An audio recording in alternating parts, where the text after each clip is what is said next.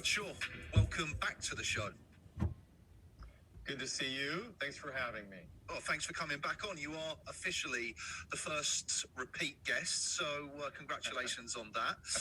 Brad, I'm going to jump straight in because your episode went down very, very well. And, you know, I've covered dating and attraction, I've covered fitness, I've covered numerous other topics. And I wasn't entirely sure how an episode on childhood trauma, emotional incest was actually going to pan out. I thought it was very, very niche. But as we've discussed before, the episode went down an absolute storm. And I was, or maybe I wasn't surprised that there were so many people that downloaded it. And I really wanted to get you back on to discuss things in more detail, emotion, characteristics and things like that, and behaviors that men display that are suffering with unhealed trauma, particularly childhood trauma. Could you give me an example or some examples of typical behaviors of men suffering from childhood trauma? Yeah, I'll sort of generalize and say a stereotypical thing, but right now, but there's always a little bit of truth in stereotypes, is men have it a lot worse. And the reason for that is, as men, we're raised to really think we have to push away our emotions and really be the tough guy and really not show vulnerability and so on. So you have these added layers which are not going to help us in working, for example, in therapy, that's for sure, or in getting in touch with our deeper feelings, because we have these conditioned beliefs from society and parents and so on that this is what a man is all about. Well, when it comes to trauma and our hearts and relational issues and parental issues, how we were raised, and or falling in love, or working through conflict, or whatever it is, any sort of tough guy sort of viewpoint that's lingering there is not going to be helpful, because we're going to not be able to see the depth, perhaps, of what's really going on. So for men, it's key to, number one, if they can realize that, hopefully the therapist will help them with that if they're in therapy, to talk about that, perhaps right at the get-go. But then the therapist can spot if there's some defensiveness or maneuvering going on. Sometimes men in general will try to control the therapy a little bit more too. I've noticed that. They'll have maybe their bullet point list. They'll try to perhaps interrupt the therapy a little bit more, interrupt the therapist, and sort of dictate where it's going. And so that the therapist knows that that's just part of the work. That's part of the therapy, is that out of fear, they're trying to control it a bit. So that can spring up from, particularly more from males. In addition to that, therapy and or just regular life involves that we have to be able to communicate honestly and openly. So this could be at the workplace. This could be with our wife, our significant other. This could be in all sorts of ways, raising kids. And so if you haven't learned how to do that for yourself, if you can't have conversations of truth about who you are and what you're all about, because you have to act a certain way for society, let's say, then imagine taking that sort of viewpoint of communication or intimacy, whatever else, and then sort of trying to apply that to these intimate relationships. That's not a good match. So men can really struggle, and I think that ties into even going as far to say as the death rate for men happening much earlier in general than before women. So, you know, they usually croak before their wives die. So, you know, that's from holding so much in, from that added pressure, from thinking you can just dismiss your feelings, put your head down and just burrow through life. And it doesn't work that way. There's going to be a price to be paid one way or the other. You may get through it in terms of you're proud that, like, I'm acting like a rock here, not showing any emotion. I'm steadfast and I'm strong. And you may feel the need to go to that act in a lot of your life. Could be at the board meetings, could be at family meetings, whatever. But if you're thinking that somehow you're getting away with something, you're not at all, because that'll just come out in different ways, usually somatic. And so in terms of higher blood pressure, heart attacks, strokes, ulcers, could be anything. So that's the thing that a lot of people, I think men don't get, is thinking they're getting away with something in that regard. And of course, that's just not how life works. We're not able to just hide.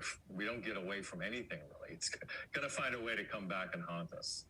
So, in my experience, a lot of guys that I've spoken to, be it friends, colleagues, people in business, if you actually do manage to, and especially men's retreats as well, is that a lot of guys will try to brush their issues under the carpet, but you will find that there are recurring behavioural patterns. That could be self-sabotage, personally yourself, where you drink to excess, do drugs. It could be addictions to other types of things. It could be not being able to hold down relationships and things like that. I think also a lot of the times as well, we're in this society now where there's all talk of toxic masculinity, the cancel culture. And I've recently had Will Noland on, who was a teacher at Eton that actually lost his job, was sacked. Because he refused to take down a YouTube video, a lecture on toxic masculinity. And when he appeared on the podcast show, we spoke about beta males, alpha males, and we also touched upon machismo, which I don't know if you're familiar with the term, is somebody being overly alpha, but almost putting up that facade and trying to prove to themselves. And I find a lot of people that are that outward, what I would call a false alpha, are trying to hide something. Is that something you come across a lot with clients that you work with? Yes, that's very, very common. And people are generally afraid of feelings quite often. And a lot of that has to do with conditioning. And so they weren't helped expressing their feelings when they were 5, 6, 7 years old and so on. They weren't helped to even name feelings. They may not even know the name for them, or more or less expressing them. And so feelings become this big scary thing. And then particularly for men, as they get older, it's just something you don't deal with. You just push those away. So then the machismo, of course, may sneak in. And so there's an act with that, we'll say. So there's the putting on. And once we get into a putting on role, of course, this can happen for females as well, too. But for men, with the machismo role, that's a role that's hard to break, because now you're viewed by your friends and family as whatever, however they're viewing you. You're the strong one. You're the one who never breaks.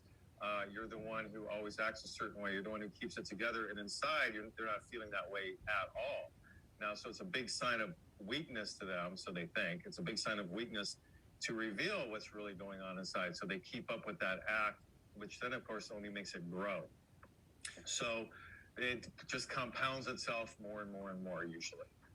And again, that's got health implications, as we spoke about briefly earlier. Stress levels, blood pressure, the lack of satisfaction in life, be that business, finances, or relationships as well. Are there any, I think obviously everybody is aware of childhood abuse, be that sexual, physical. I think over the last decade or two, we've become more aware of the impacts of emotional abuse. Are there any, are there any examples you can share with the listeners of maybe the not so common forms of, call it childhood abuse, that can affect an adult in later life without them necessarily knowing that they were victims of abuse? Does that question make sense to you? Yeah, absolutely. In a way, we could call that covert abuse. So it's not easily seen by the public, by family members, people around. And that can be in all sorts of ways. That could be covert, maybe even physical abuse to a bit, definitely verbal, mental abuse.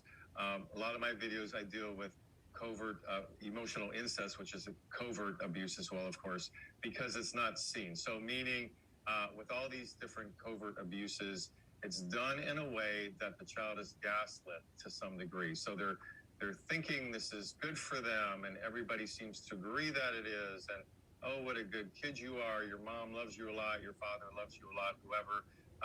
You must be a great kid. And so this whole paradigm is created that this is good and positive, wonderful, but in reality, the child is somehow being manipulated, gaslit, or devalued on some level. And so they can't really interpret that in that way, like, hey, am I really even reading this right? I feel devalued, but nobody seems to think I am. And so everything becomes very, very confusing, and they don't trust in their own gut. They don't trust their own judgment about things. And they're going to carry that on into their relationships when they get older, and probably with the way they raise their own children, because it hasn't been worked through. It hasn't been unthreaded, perhaps in therapy or somewhere like that. So you have this ball of confusion because nobody was able to help you with it or even identified it. So that's why, ironically, it sounds kind of odd to say this, but a child who has been actually physically abused and has scars, maybe cuts and so on, is actually, or even sexually abused, where a child can point to some sort of physical issue showing the signs of the sexual abuse. They're actually, in a way, quote unquote, better off, because a teacher, a police officer, whoever, a loving aunt or uncle will step in, like, oh yeah, no, I need to put a stop to this.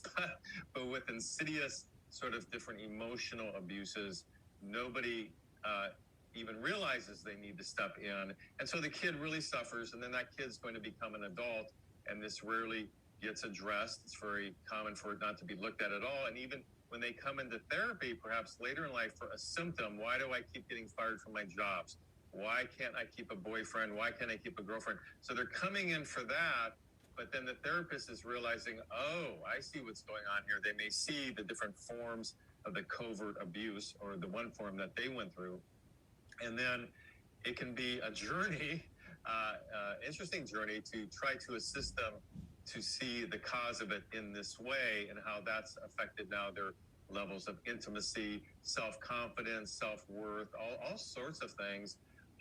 So therapy is an interesting journey, because hopefully they'll be open to hearing some of this from the therapist. But it just depends. People sometimes want to go into denial. They don't want to really believe it can go that deep. They want to stay more just on a surface level with things.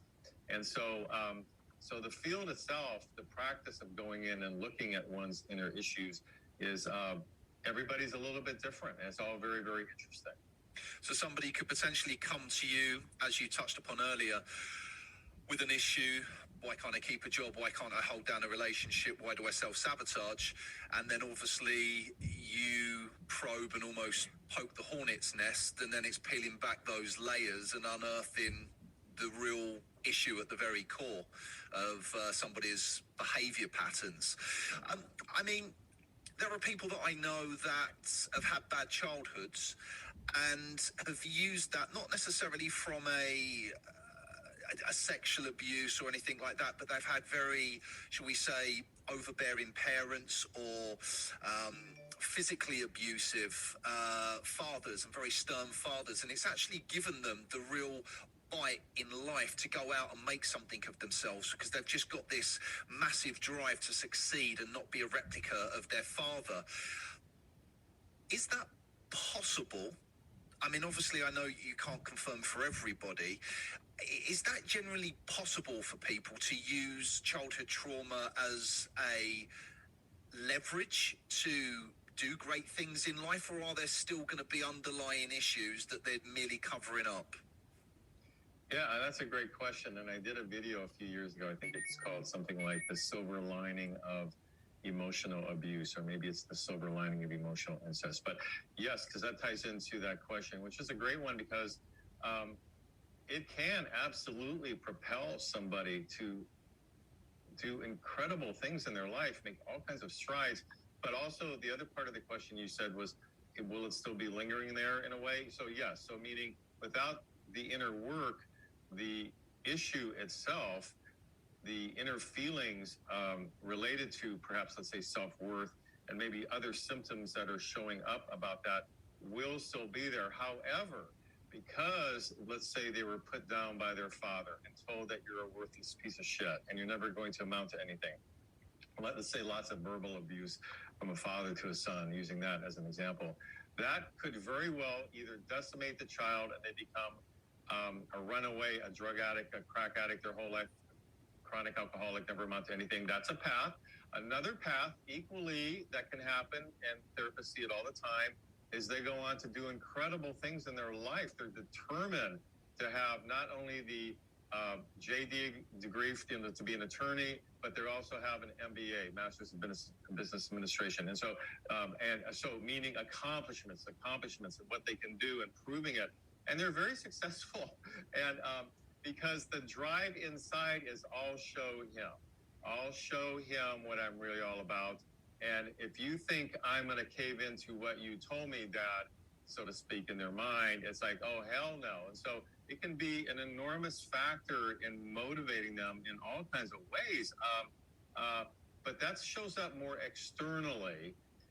So the problem area is that internally, they, of course, it's a whole different world inside with their emotions and how they feel about themselves. But strictly on the physical external journal, they may have great accomplishments based on the fact that they are a victim of abuse. Yes, that can happen. I would guess that if you've got somebody that is overly successful, they have suffered some form of abuse when they're younger, and they've used that as a stepping stone to achieve great success in life. I think the pattern and the behaviors that I still see with entrepreneurs and particularly athletes that have experienced that is still a lack of satisfaction. So like you say, externally, they've achieved all this greatness, and looking from the outside, people think what a great life they live. They've got financial wealth. They're successful with women. They've got all of the boys' toys and things like that. But if they're not happy internally and they're never satisfied, they're almost chasing their tail. I want a Porsche, they get the Porsche. I now want a Ferrari, they get the Ferrari, the Bugatti, the house, the mansion, the clothes. I know a lot of people that are not truly satisfied with what they've got when they have it. And that in itself is, I think, can be unhealthy because you're constantly striving. You can be unhappy because you're never happy with what you've got when you've got. And then you've got the other type who self-sabotage, who use their childhood past as a crutch and an excuse of why they don't make anything of themselves. And they go down the rabbit hole of just making excuses on why they can't do this, why they haven't achieved X, Y, and Z. And you mentioned earlier about doing the work. And it's something that I bring up time and time again in blog posts, podcasts, and discussions when we do events. What stops some men from doing the work? In a sense of, I think a lot of men are scared to talk about their emotions and their feelings. Is this something that you come across on a regular basis with clients, particularly men? Yes, I think it's lessening. For sure, at least what I see with my practice.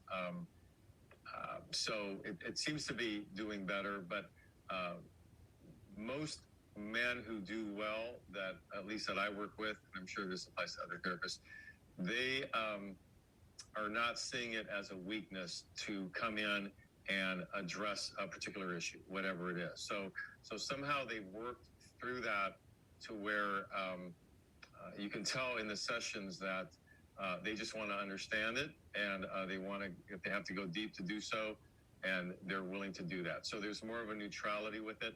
A lot of men who struggle with coming in terms of they view it as a sign of weakness, then they're going to really struggle in their life because they're not even going to get to the real issues, because first they have to get to the issues that they're thinking that working with human emotion is a sign of weakness, so therefore I'm not going to go see a therapist. So you have this domino effect, and until they're able to just view it more in a neutral way, like, look, we're human, we all have feelings. Men have the same amount of feelings and in very similar ways to women. There's really no difference in terms of just the DNA of having feelings. Women, hormonally and different things like that, may show it a different way, and men will show it in a different way as well. But in terms of having the feelings, it's all the same. So until men can get to a point of just this, like their hair grows, so they don't confront themselves about like, oh, I need to go get a haircut. It just is. Oh, my hair is getting long. I'm gonna go get a haircut. Kind of a waste of time, but yeah, no, it just needs to be done. I mean, almost that kind of attitude can help with feelings and seeing a therapist.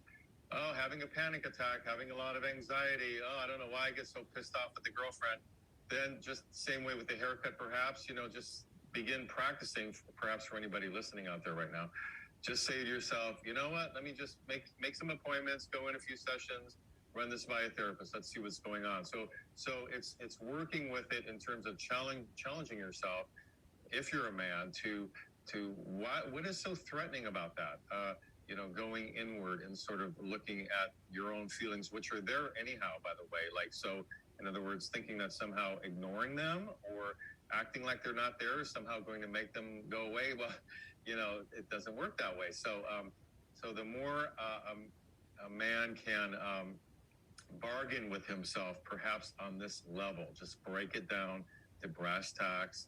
There's an issue here. They may be very good at doing that with their business or their job or at their meetings every day with their coworkers, and really, able to thrash things out and say, okay, we got a problem here. Let's solve it this way, A, B, and C. Same thing can apply to one's personal life in terms of with our feelings. Now, it's not going to be necessarily that clean cut in the therapy, because you'll be working with some emotions that may be messy and difficult to hold. And, there's a reason that we don't want to feel our feelings, because it can be uncomfortable. So I'm not saying the process is easy. Once you're in there, feelings can be tough sometimes, very challenging. But it doesn't mean, though, that thinking or working with it by pushing them away, that's going to solve it, though, either. So, and one thing you will find as well is once you're in working with feelings, and hopefully you have a safe space with your therapist to do that, and the process becomes one that you're looking forward to every week, the more you realize that feelings can just simply be tolerated. They're not going to come in, swoop down, and kill you. They're not going to... sometimes people literally think they're going to be sucked into some vacuum of, oh, I just can't go on, I'll just die. Or, they'll have these images, these fantasies of what they think it means to feel really challenging feelings. And really, over time, what happens is just you begin to realize it's just no big deal at all. It's just like a fly on your shoulder. You just kind of brush it away after a while. We begin to realize feelings just come and go. It's just like the wind. We can have hundreds of feelings in a day. And so then we begin to realize that, like, oh, okay, there it is. It doesn't really have any power in and of itself. And so then you're holding sadness, let's say, for an hour. It's sticking around. And then all of a sudden, an hour after that, you're elated because you got a bonus at work. And all of a sudden, now you're into elation. Then an hour after that, you're pissed off, you're jealous at your girlfriend. Well, okay, now you're in the jealousy. So when you add these things up on a daily basis, we literally go through sometimes hundreds of feelings. So the more we view it in this way, the more we begin to see that it's no big deal. But you have to learn, you have to go practice it, usually with a therapist. And then once you practice it, it becomes quite easy, actually. One thing that I wanted to just point out for the listeners as well, Brad, is that it's the same with therapists, performance coaches, etc. Is that you have to be willing to look at the man, look at the man in the mirror and be honest with yourself. Because unless you're willing to be open and go deep and do the work, therapy isn't going to work for you if you're going to come in, not be honest with a therapist, lie to the therapist, lie to yourself. You've got to be fully immersed in wanting to resolve the underlying issues. And can you tell me what are the most common issues that men come to you with in terms of what they're looking to resolve? Really good question. A lot of men will come in, number one, for relationship issues, and they're not sure how to deal with an upcoming divorce or why they can't hold a girlfriend, keep a girlfriend. So that may bring them in. And in fact, that may be the number one thing. Then number two is a general dissatisfaction with life and an inability to understand where that's coming from. So I should be tying in a little bit to what we were saying earlier. I should be happy. I have a new home, just bought a Lexus last week, and they're realizing there's a dissatisfaction there. And so they're coming in to explore that. But more than likely is something related to a relationship issue, and they're wondering why they struggle in that area, and that's a great opening for a therapist, because if they're open to it, yes, you're going to be probing and unthreading the relationship aspect of it, but of course that's just more the symptom for something much deeper. So of course, because that will tie into communication within a relationship, intimacy, perhaps power or control, how it's being viewed in the relationship. You're perhaps a midlife crisis that's now affecting the relationship. So, or blaming the wife, let's say, or wife blaming the husband for projecting on them issues that they don't want to deal with. Well, the easiest person to project our own inner crap on is the person we see the most, which is usually then, in this case, the husband or the wife. So then we have projection issues. So meaning that whatever gets them in is great. At least that's how I feel, because you're rooting for them in a way, and they're coming in about A, and then perhaps this may lead to B and C and D. So, but you never really know how it's going to go, because sometimes it may be a little too threatening for somebody to examine things that they just don't want to look at it, especially if it ties into deep childhood trauma. And so then they'll shut the therapy down, or they just won't come in anymore. They'll stop the therapy. So, it's you never really know how it's going to go. I'll tell you that much. I just want to go back to something you mentioned earlier about a midlife crisis. As a therapist, can you give me not too detailed, but can you give me a breakdown on what a midlife crisis actually looks like? Because I think there's a lot of guys out there that have maybe gone through one and haven't realized it, or haven't wanted to admit it to themselves. What constitutes a midlife crisis? And I know for a fact you don't have to just be hitting 50 to actually go through one. Yeah, it's mostly ties into some illusion about how you viewed your future when you were a kid growing up, teenage years, and your college years into your 20s. And you had this illusionary view of what it would really mean to be an adult. And for men, that may turn to tie into more so of the externals. So it's impressing the Joneses and impressing the neighbors, and this is what it will mean if I have A, B, or C.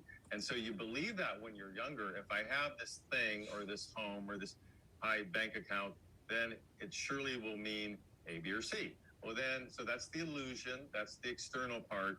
And then you get a bit older, and you're right, it could be really any age. It's just when the ego is breaking down enough, and that can happen at different stages in life, but it typically, let's say, may happen in one's 40s, for example. But the ego is being challenged enough that you realize the whole thing is a bunch of BS. None of this really matters. You're doing things because this is how you were conditioned.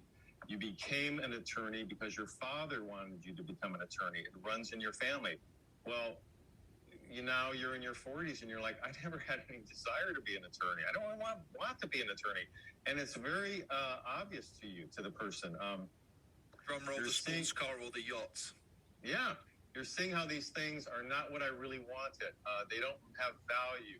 Why did I even want them? It's only because other friends, social media, the TV ads, whatever, are telling you should have it. So anyway, you begin to see through the illusion.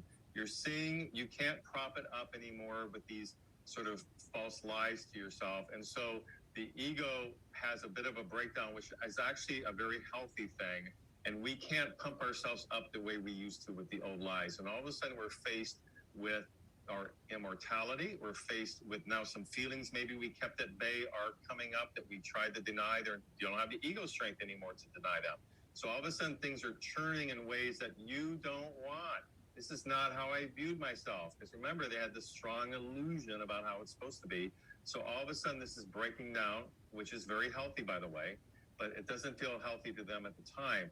But it's healthy because anything that's illusionary needs to just be thrown out the window, and then we'll be dealing with our real true self. So when somebody's not prepared for that, they haven't done any inner work, and all of a sudden the ego is falling away, 30s, 40s, 50s, whenever this happens, then it's what's referred to as a midlife crisis. But again, therapeutically, it's a wonderful thing because we see that phony external shell sort of dismantling, and then the inner person finally being able to shine and come out of its shell. So therapeutically and mental health wise, it's wonderful. For the person going through it, it feels like holy hell sometimes. And do you feel that there is for me personally, I would say I certainly had a midlife crisis when I was fast approaching my 40th birthday. But I would also say that there are varying levels of a midlife crisis.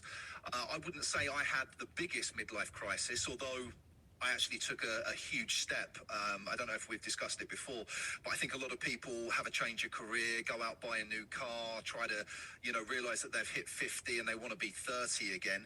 For me, it was, what the fuck have I done with my life? What have I achieved in my life?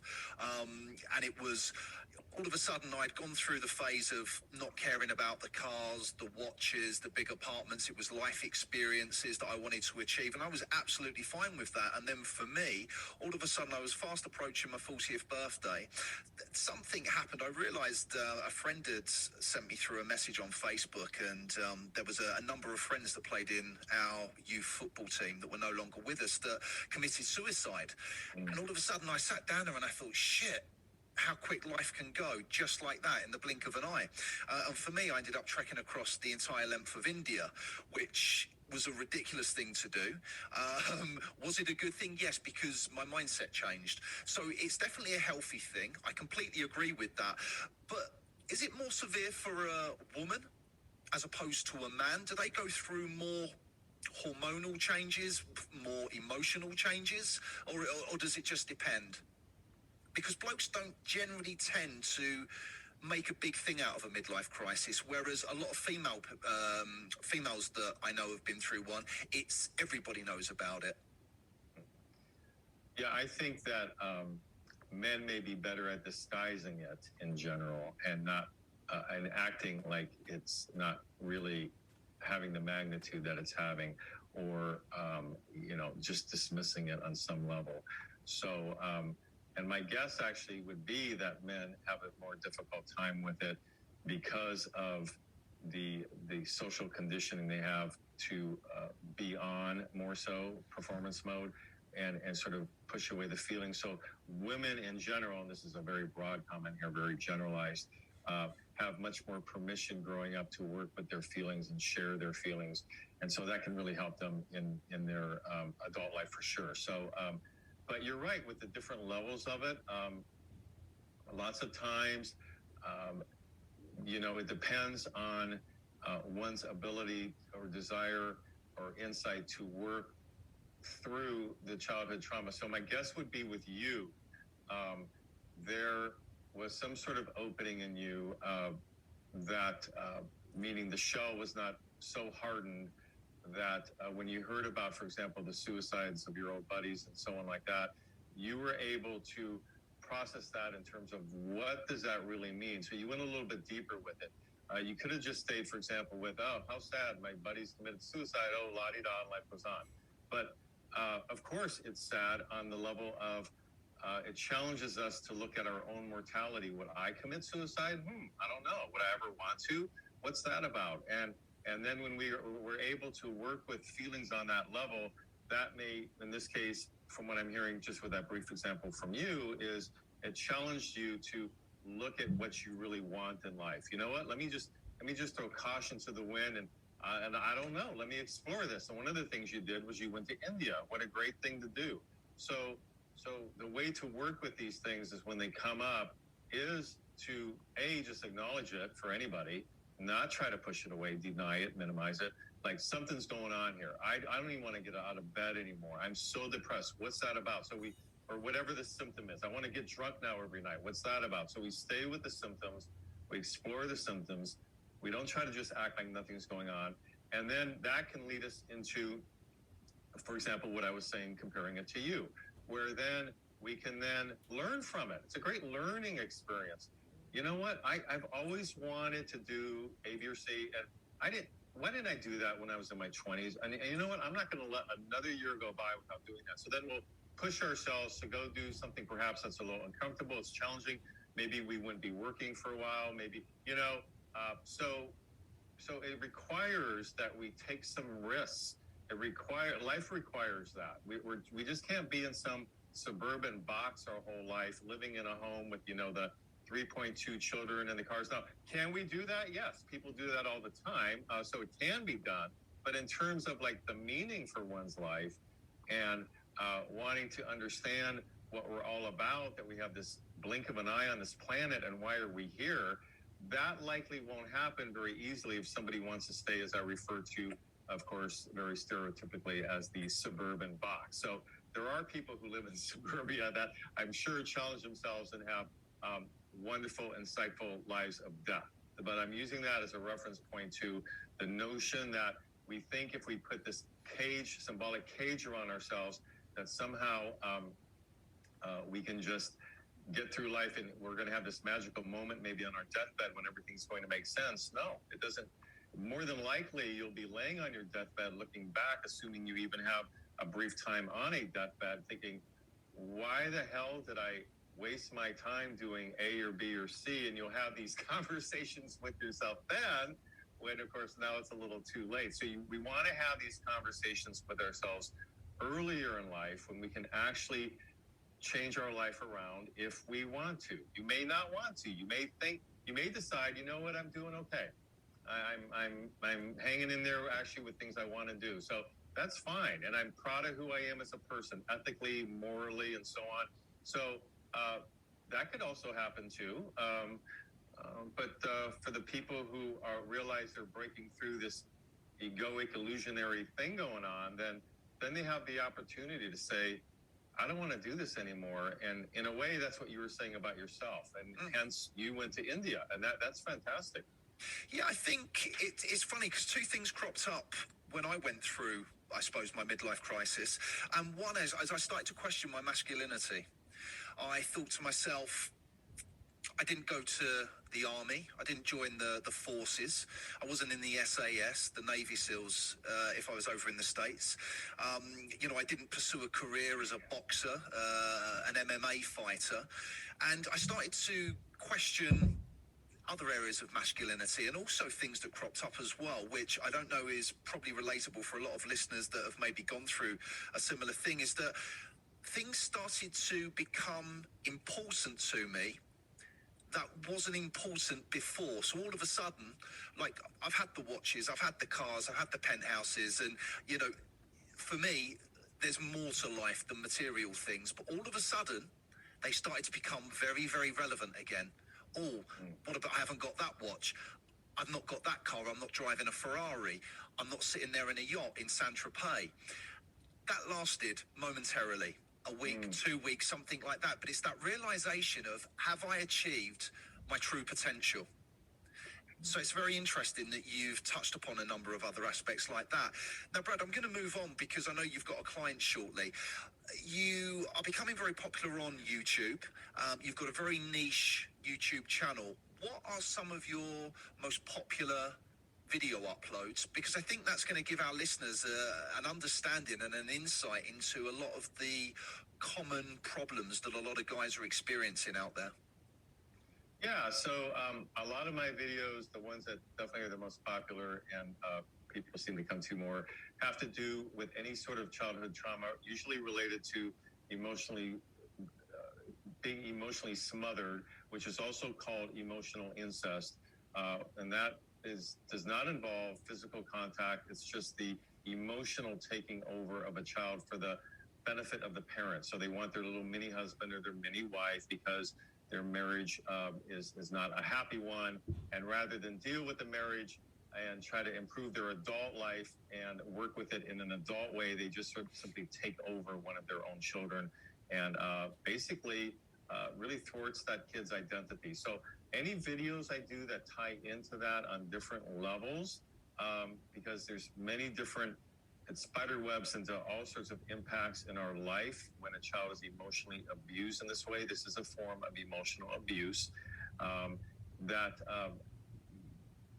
I notice people gravitate towards these videos because I think it's just not talked about enough. And also, again, it's seen perhaps, it's covert, which I was bringing up earlier.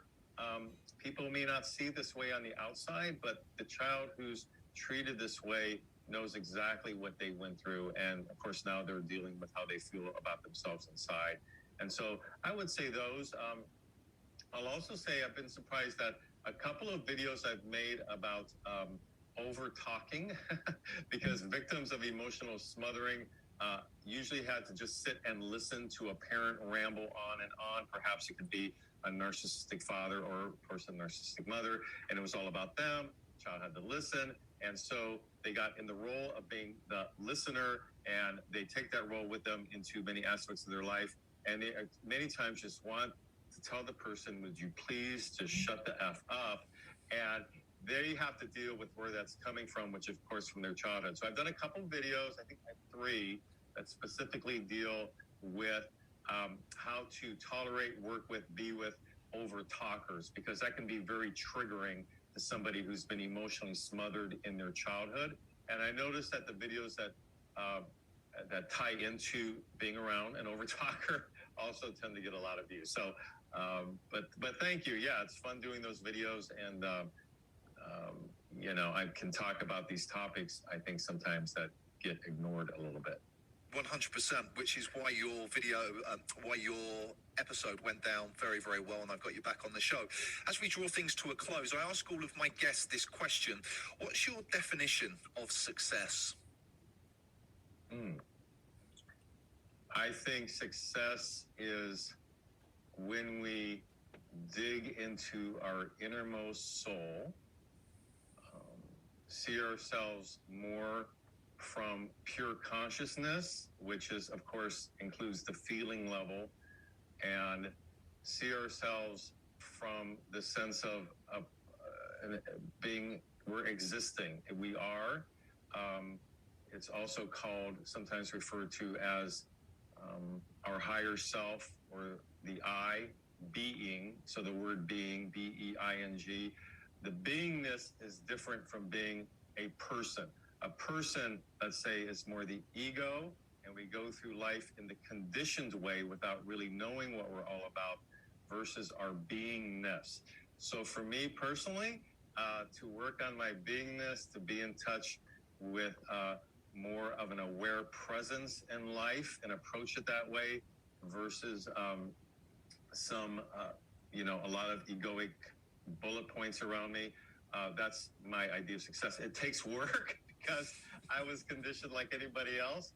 And so it means dismantling a lot of old ideas that are not helpful in one's inner peace and self-satisfaction. That's a lifetime journey. For me, it's a lifetime journey. I continually work on that. And, that is probably the best way I can sum up my idea of success. And lastly, where can people get hold of you? Probably the best way is go to my YouTube channel. So youtube.com/Brad Shore. You'll see all my videos there. You can, on YouTube, my email is provided. You can contact me that way. Or I really don't have a website. Actually, technically, I have a website. It's very small with very limited information. So not too much going on there. But if somebody wants to just get a little bit more of a flavor about how I work, you can check out my videos on YouTube. I would say would be the best way to go. And hopefully some of them will be helpful to you. Brilliant. Well, thank you so much for coming on the show and sharing your very useful and very important knowledge with all of the listeners. So thank you. And I'm sure we'll catch up again, Brad. Thank you very much for having me. Guys, thanks for tuning in. If you like what we're doing over at Mal Mastery, I'd massively appreciate you leaving me a review and sharing amongst your friends. The conversations and guests